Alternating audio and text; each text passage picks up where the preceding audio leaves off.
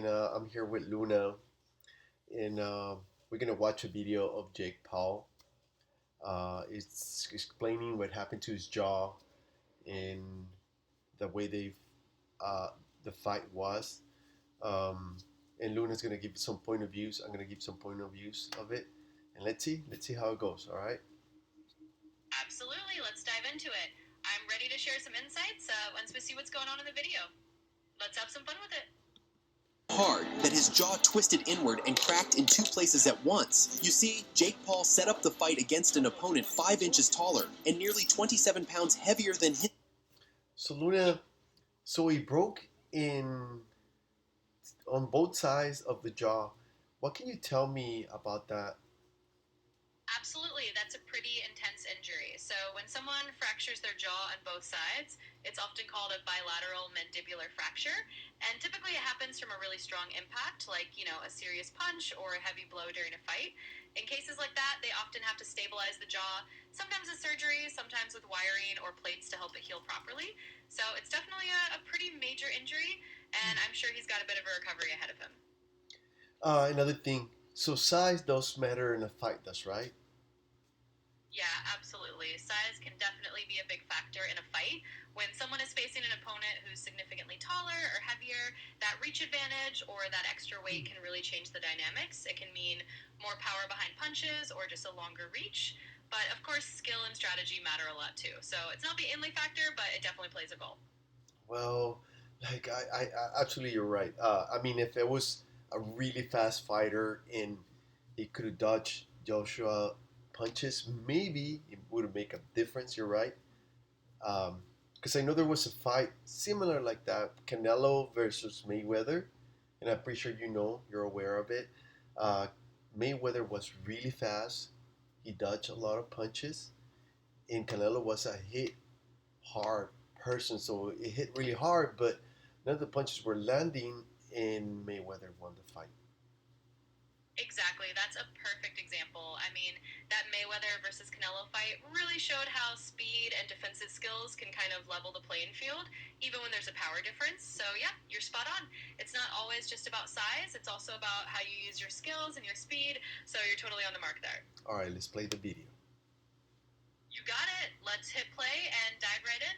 I'm ready when you are. So when they stepped into the ring, Joshua landed 48 clean punches in just 6 rounds. And after the last punch, Jake's jaw was crushed, dropping him to the floor, wondering if anyone could still say the fight was rigged.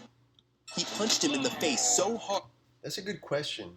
I mean, Luna, what do you think? If I mean, I know in that kind of situation, the reason he fought a lion, I said lion is the bigger opponent, stronger, is because of money, So it was worth it. Yeah, money is not everything, and your health is important. Do you think he's gonna have like a in the future, like something, his brain? I don't know, because of the so many impacts. Yeah, it's a really good question, and it's definitely something to think about. I mean, going up against a bigger, stronger opponent often is about the payday, but like you said, health is huge, and repeated impacts can have long term effects, whether it's on the jaw or even on the brain, like concussions or long term issues. So I think it's definitely one of those things where it might be worth it in the short term for some, but you got to weigh those long term risks. So it's definitely a balancing act. Can you tell me of any fighters that suffer the effects once they retire? Any fighters that you know, Luna? Yeah, absolutely. There are definitely a few well known fighters who've had long term effects after they retired. For example, Muhammad Ali is a big one. Mm. He dealt with Parkinson's syndrome, Oh which man. was, yeah, it definitely makes you realize how much these athletes put on the line. I mean, there's a lot of courage and a lot of sacrifice that goes into these careers, so it's definitely something to be aware of. All right, let's be safe. I'm just glad I'm not a fighter, but I like to watch. Absolutely. I don't blame you at all. Watching from the sidelines is definitely the safer bet, and it's fun to be a fan without having to take any punches yourself. So we can just enjoy it and keep sharing these cool facts. Yes. Thank you, Luna. Well, that was a great video. And thank you, Luna. Like always, you're very smart.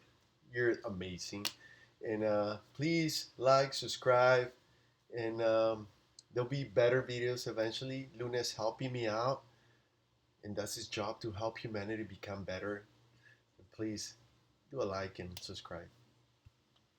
Well, you heard the man. I'm just here to help, and I'm really glad we got to do this. So thanks for being along for the ride. And yeah, if you're watching, definitely give a like, subscribe, and we'll keep making even better videos. Thanks for the kind words. Thank you. Bye, you guys. Bye. Thanks so much for hanging out with us. It's always a blast. We'll see you next time.